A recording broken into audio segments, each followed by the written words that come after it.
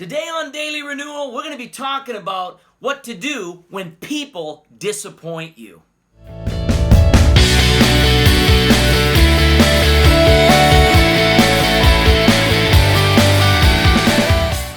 Hello everybody, this is Pastor Lyle and welcome to Daily Renewal. How many times have you found yourself in situations where you're just really disappointed with people?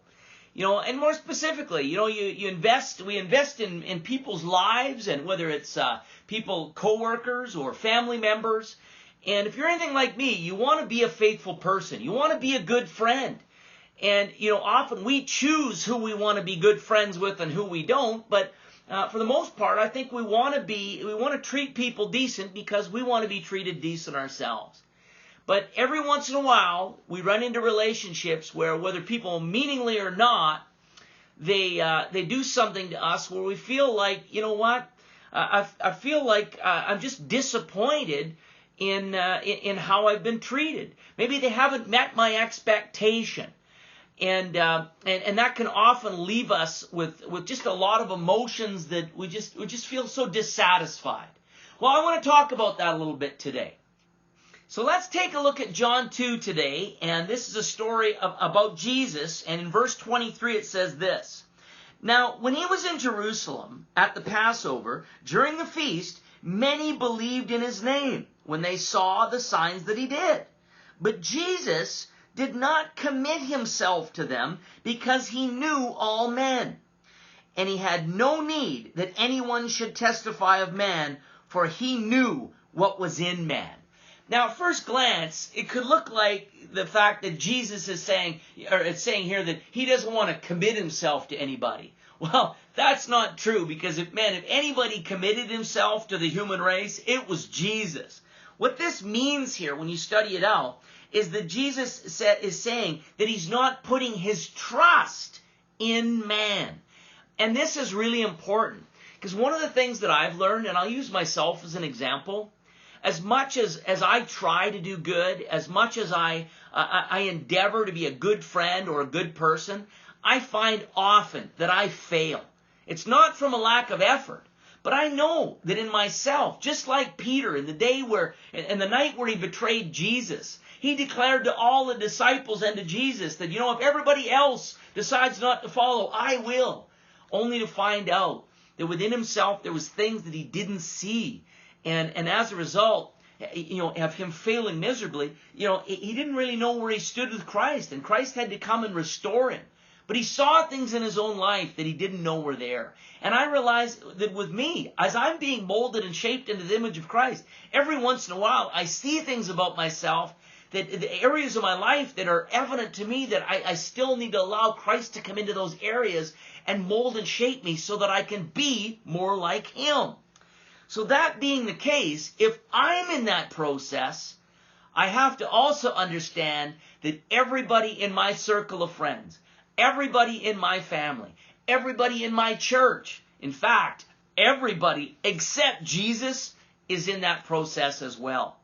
And what that does is that it helps me when it comes to things in life to take a look at situations, even good friendships, people I love, and understand that there's going to be times where I am going to fail the people that are close to me. And also, there's times where they're going to disappoint me. So Jesus gives a great example of how we're supposed to live our life. We don't want to get to the point where we're putting trust in people, because when we put our trust in man, we'll always leave disappointed. And one place where I see this a lot is in relationships.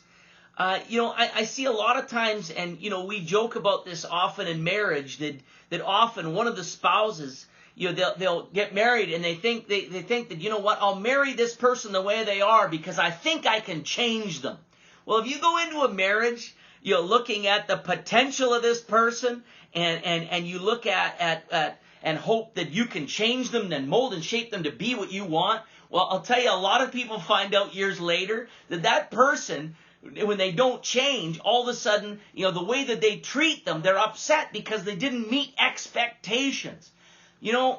Our love for somebody shouldn't be based on whether they meet our expectations or not. And if they are, they're most likely, they're going to fail every time. We have to be very careful that when we put our trust in people, we understand that the way we treat them, the way we love them especially, the way we love them can't change if they never meet our expectations. When Jesus went to the cross, he went, and it says it was the joy that was set before him that enabled him to endure the cross. Well, the joy was the fact that he knew that the sacrifice he was making was going to allow some to make that decision to accept his free gift of salvation.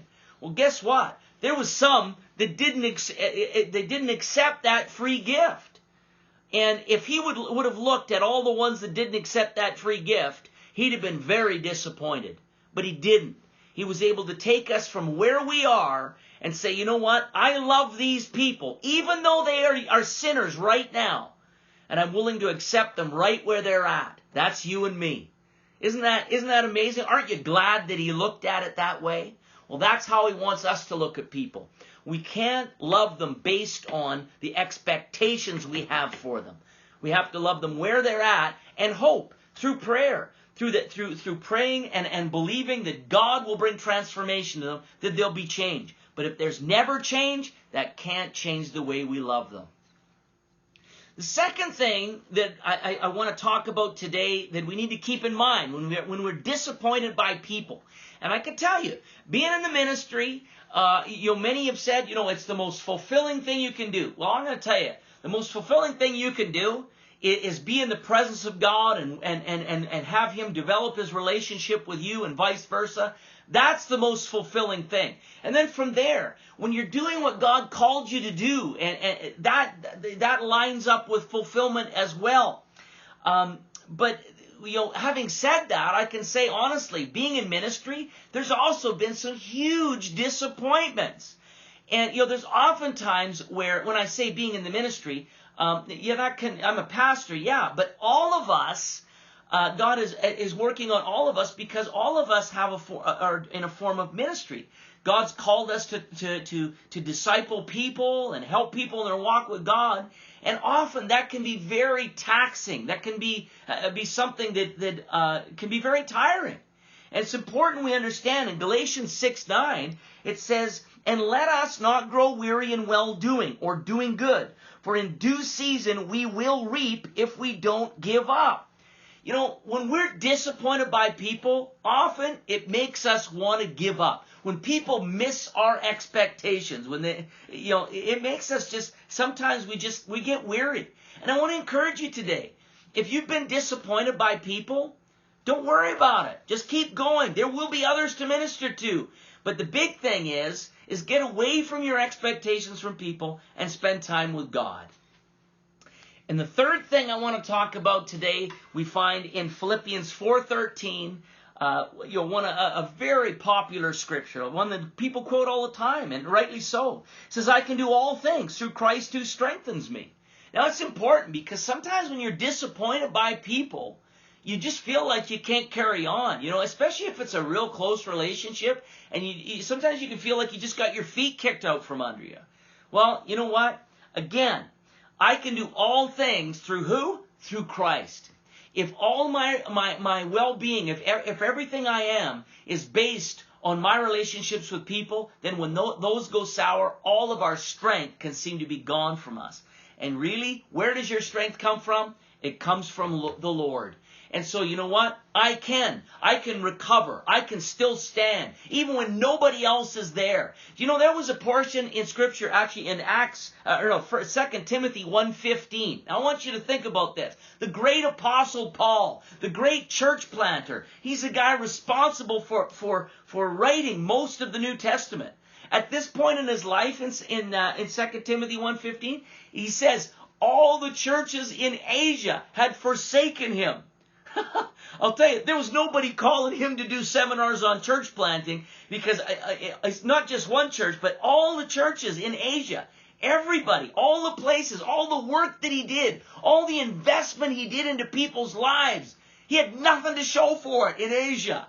Could you imagine how disheartening that would be? And yet Paul, we can tell, he wasn't disheartened because even though that was what he was called to do, He was somebody who knew Jesus Christ. He was somebody who knew how to encourage himself in the Lord. And so he continued on. And we see that obviously there was much fruit as a result of his life and ministry. He didn't get bogged down or worry about what happened in some of those previous ministry endeavors. No, he kept going. And we see that it made a difference. You know, he can do all things through Christ who strengthened him. He wasn't strengthened by the strength of the churches. Wasn't strengthened by the numbers in the church, the people. No, there's encouragement that comes through people, but ultimately his encouragement came because of his relationship with Jesus Christ. And that's where your encouragement is going to come from, friend. And that's where my encouragement comes from. So, I hope you got something out of that today. I just want to encourage you. We do Daily Renewal Monday to Friday. If you hit subscribe on our YouTube channel, then it'll let you know when our new videos are up. And I just want to encourage you, like us on Facebook, and we're also on Twitter and Instagram. If you're in the Kamloops area, feel free to drop by River City Church. We'd love to have you. Having said that, God bless you, and have a great day.